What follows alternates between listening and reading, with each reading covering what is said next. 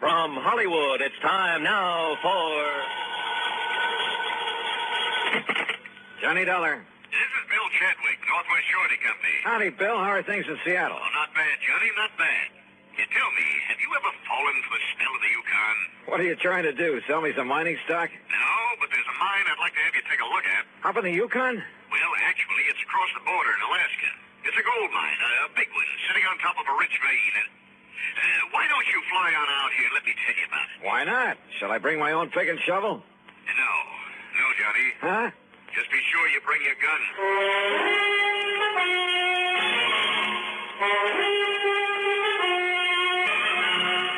Bob Bailey in the exciting adventures of the man with the action-packed expense account, America's fabulous freelance insurance investigator. Yours truly, Johnny Dollar.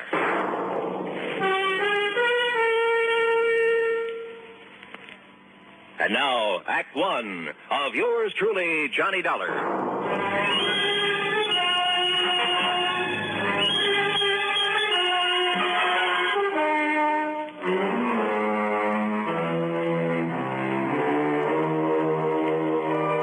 Expense account submitted by Special Investigator Johnny Dollar to the Northwest Surety Company, Seattle, Washington office. Following is an account of expenses incurred during my investigation of the Midnight Sun matter.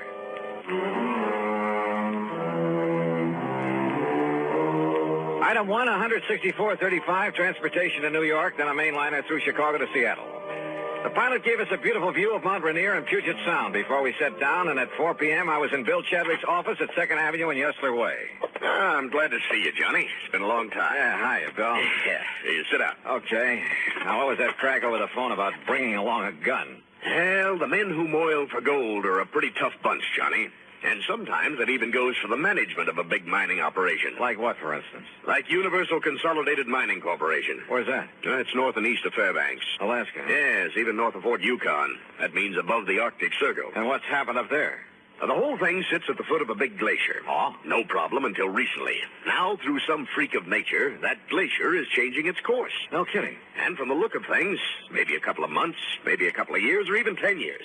Anyhow, they seem to think that glacier is going to sweep down over the mines, the town, everything. I see. In which case, our company would have to pay for the whole loss. An all-coverage policy, huh? Yeah. And it's occurred to me, Johnny, suppose they've suddenly run out of that rich vein they found up there. You mean that somehow they deliberately caused that glacier to destroy the whole operation? It's a possibility, isn't it? Well, a pretty far-fetched one, if you ask me. Change the course of a glacier? A few sticks of dynamite carefully placed. Oh, come off it, Bill. Did you ever see a glacier? Well, why should one that's been following the same path for thousands of years suddenly decide to head for a few $1 million worth of well-insured property? Look. Go up there and take a look, will you? Okay. How do I get there? One of the company's planes is taking off from here tomorrow morning. They have their own airplanes? Oh, sure. A lot of them. Big 2-engine speedcraft transports. How else do you think they get men and supplies up there? Anyway, you can go along with it. Okay? Okay, why not? Who knows? Maybe I'll strike it rich, come back loaded with nuggets.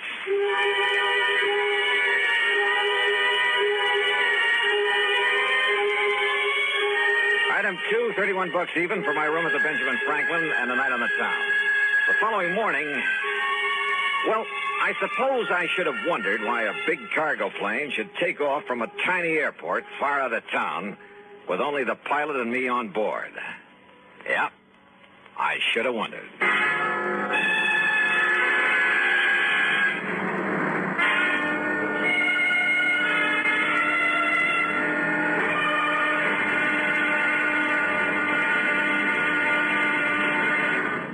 Act 2 of yours truly, Johnny Dollar, in a moment. And now for another episode in the life of Sergeant Donald Bellwether, my husband.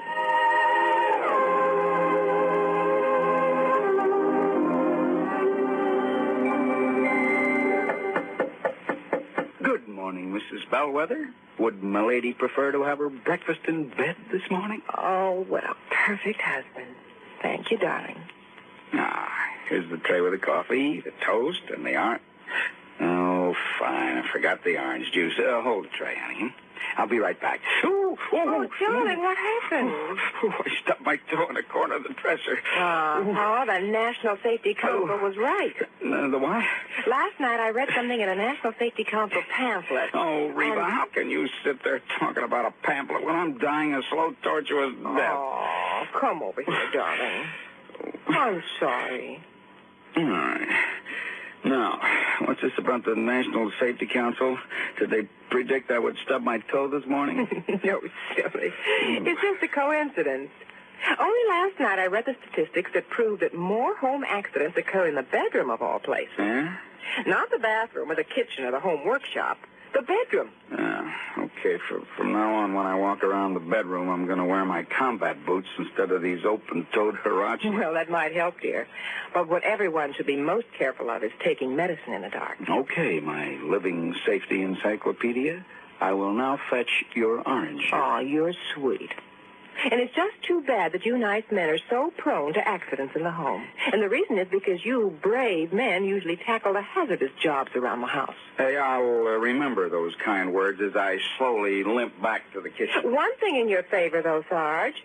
Married men stand a better chance of avoiding fatal accidents in the home. Is that a fact? Mm-hmm. You know, in one state, 75% of the men involved in home mishaps were unmarried.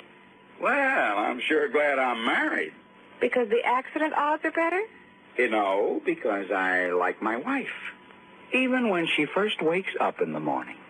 That's my Donald. That's my doll.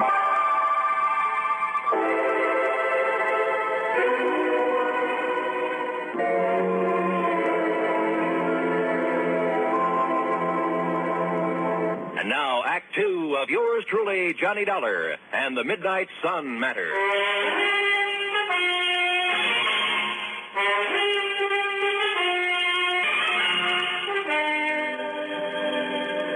Within a few minutes after I met him at the airport, far east of town the next morning, Cliff Murray had the big twin-engine Speedcraft airborne, and we were heading north to Alaska. And in case you're interested, Dollar, you're the co-pilot on this run. Oh, are you kidding? The only things I've steered around the sky since the war have been Piper Cubs, small jobs.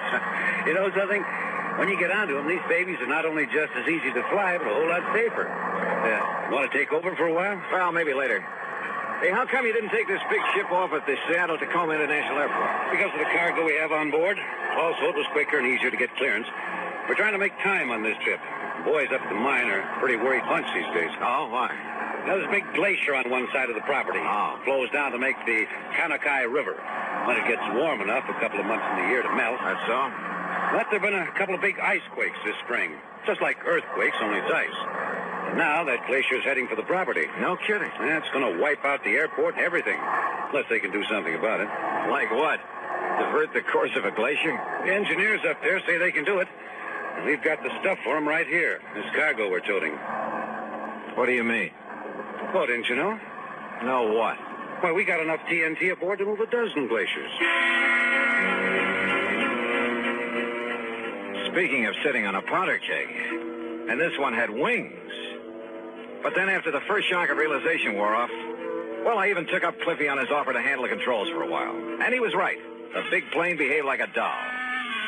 By the time we reached Anchorage to pick up mail and food, why, I was all set to make the landing myself.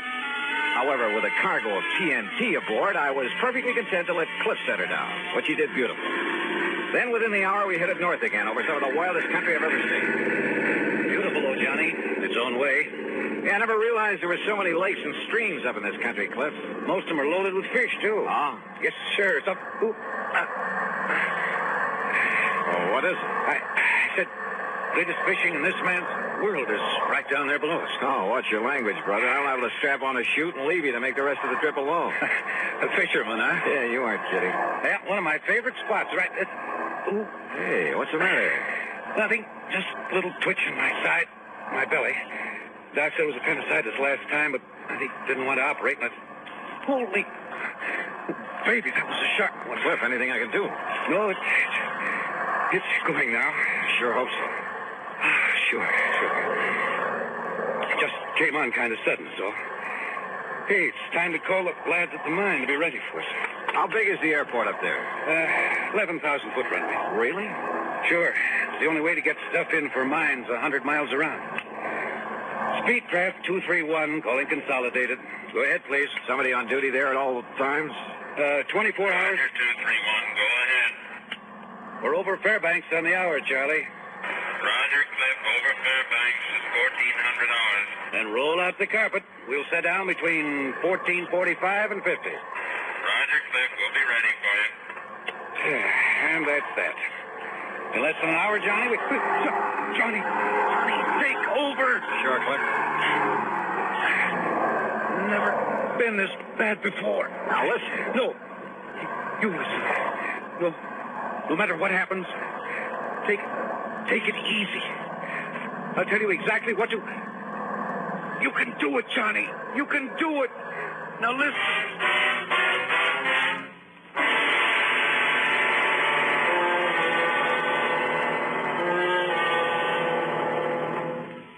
Act 3 of yours truly, Johnny Dollar, in a moment. With your permission, there's something I'd like to talk about for a minute. You know, too many times people try to escape from their responsibilities by having someone else take them over. There was Miles Standish, for example. He was much too busy to ask Priscilla to marry him, so he sent John Alden to pop the question for him. You know what happened. John ended up marrying the girl himself. Of course, if John had had a face like a flat tire instead of being the handsome guy he was, maybe Miles Standish would have married Priscilla instead.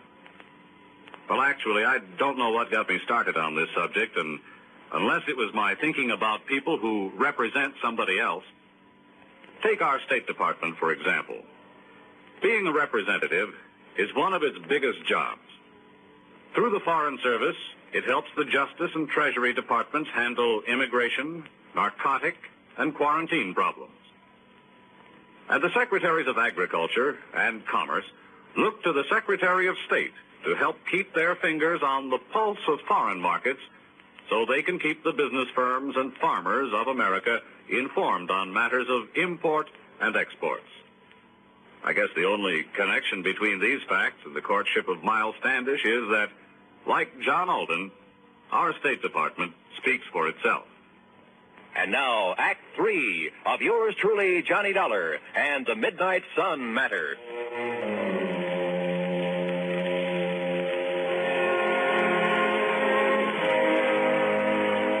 The rest of this report will have to come to you from the records of the airport there at Universal Consolidated Mining Corporation, far above the Arctic Circle. Aboard the big cargo plane loaded with TNT, the pilot crippled with pain, I was a little too busy to make notes to scribble any fancy dialogue. Here, then, is the story as recorded at the tower of the airport. The time is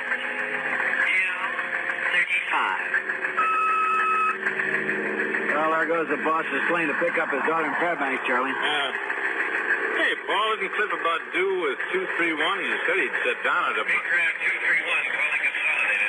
Hey, is that Cliff? Speedcraft 231, calling Consolidated. It doesn't sound like him. Hello, Cliff. No, this is Johnny Dollar. Dollar?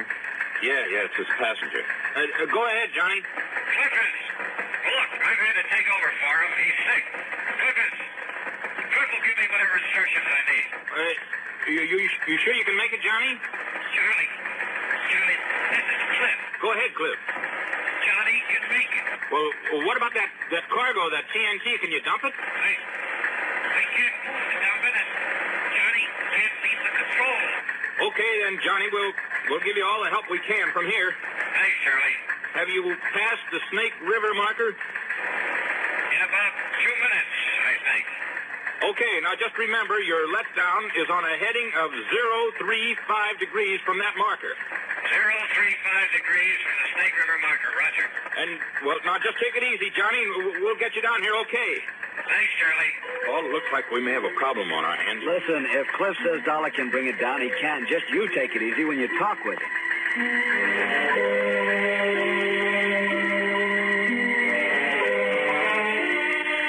Charlie, have you got an engineer down there? Yeah, sure, Johnny. Stand by.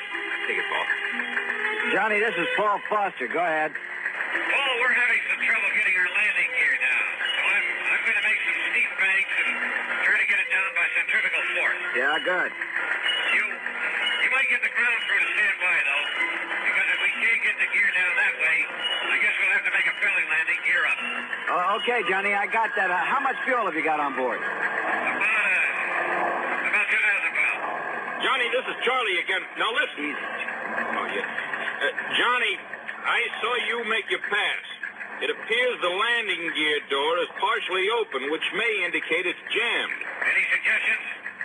Paul again, Johnny. The only thing I can think of is try to snap the gear out by a sharp pull-up to give it centrifugal force. I've tried that, Paul. Results are negative. All right. Then before we consider you coming in for a belly landing with all that TNT aboard, I'd like to use up some of that fuel. Maybe some of our brains down here can think of something that'll help you out. Okay, we'll go ahead with the regular procedures and whatever else we can think of, and then we'll give you another call. Okay, Johnny. The time is 2:41. Johnny? Johnny, this is Paul again. Have you tried to shear the lock pin on that landing gear? Go ahead. Negative. No, we haven't tried that yet. We want to make sure the doors were not jammed partially closed, and perhaps make it impossible to get all the gear up again. You know, if we do have to make a belly landing. Yeah. Okay. Johnny, have you got full hydraulic pressure? Yes, that's affirmative. Okay. Now, the crew chief isn't up here at the moment, but I'll ask him to come up and he can discuss it with you. Right. Johnny, if it does become necessary to make a belly landing because of the setup they have for handling accidents, you might be better off to do it at Fairbanks. Have you thought about that? I talked to Cliff here. He doesn't think they'd want us to try it with this TNT we've got aboard. Well, we'll radio to him and see. Meanwhile, if anybody comes up with any idea at all, we'll pass it on to you right away. Okay. I'll give you a gas check in a few minutes. Okay. The time is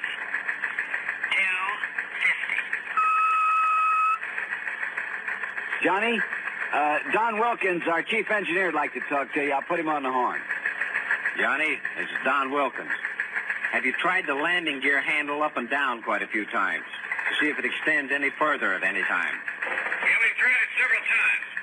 Well, I think I'd try it as many times as possible, Johnny. There could be something binding that may break loose. Now, there's something on it. Well, it comes off the gear door latches, all right, so it isn't the latch. I'll try it a few more times. The time is 3 o'clock. Exactly.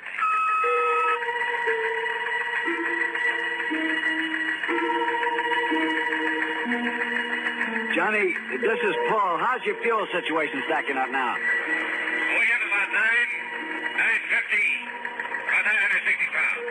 Well, for your information, Fairbanks have advised that they can't take your airplane there because they're jammed up and couldn't clear the field in time. Well, yes, okay. It doesn't look like we'd have enough gears to go there anyway.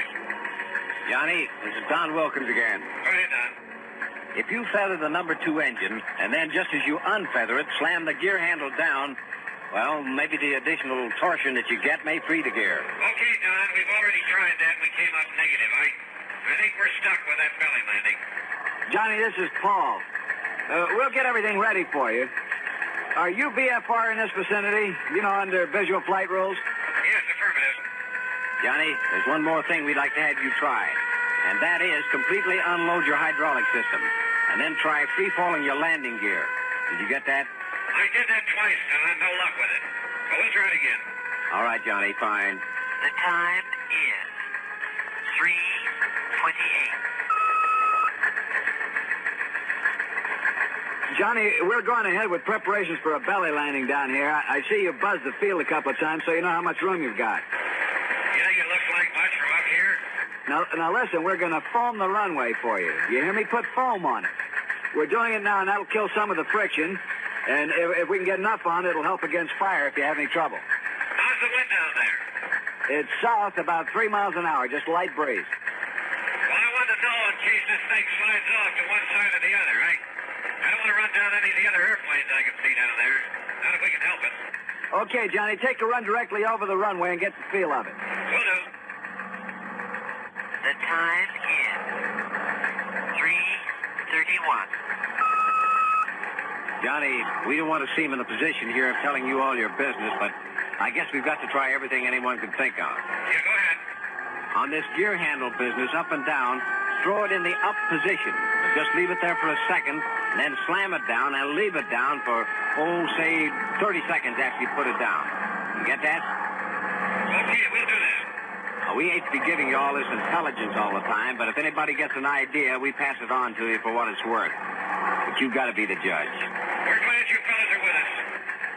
The time is 3:46. Johnny, how's your fuel now? I wasn't back on it much longer. All right. They're laying foam on the runway like crazy, but that foam's only going to last about 25 minutes. Now, assuming they started laying the foam at 30, you should land not later than 55. Yes, well, okay. You give us a word when it's completed. We're going to make one low pass and take a good look at everything. Then we'll come in and land. Okay? Roger. I got your remarks. The time is 3:51.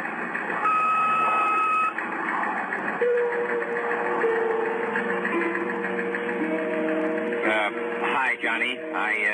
I just wondered how you are and how things look to you. Okay. You got a doctor standing by to take care of Cliff? Sure. Everything's ready for you. One comment. Listen. Do not, repeat, do not feather the engines when you sit down. Got it. We'll comply. Okay, Johnny. Okay, we're all set, Don. We're going to make a practice pass over the field prior to the final landing. Okay, Johnny. I won't be talking to you anymore. Paul will take over on your approach and get you down. We're all set for you when you arrive. Good luck. Yeah. Okay. The time is 3:54.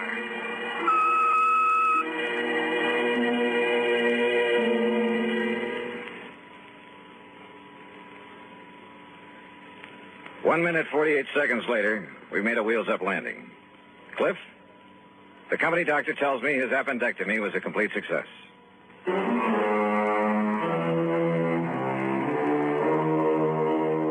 hard-bitten bunch of miners, did you say? Listen, those boys up in that lonely outpost are the salt of the earth.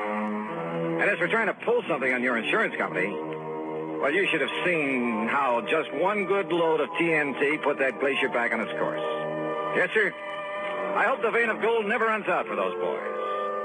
Expense account total, including gifts for the lads who really brought that plane down, $600 even. Yours truly, Johnny Dollar.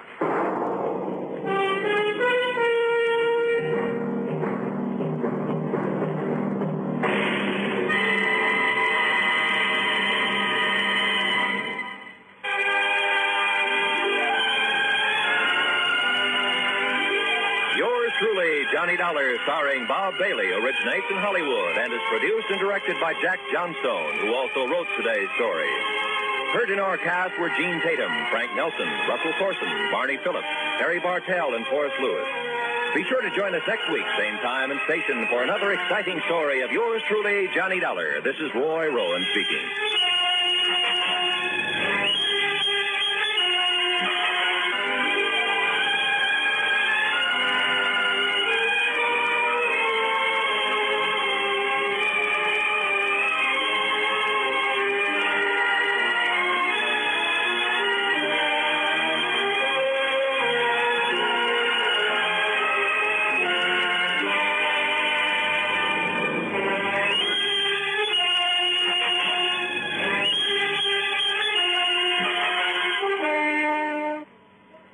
Johnny Dollar has come to you through the worldwide facilities of the United States Armed Forces Radio and Television Service.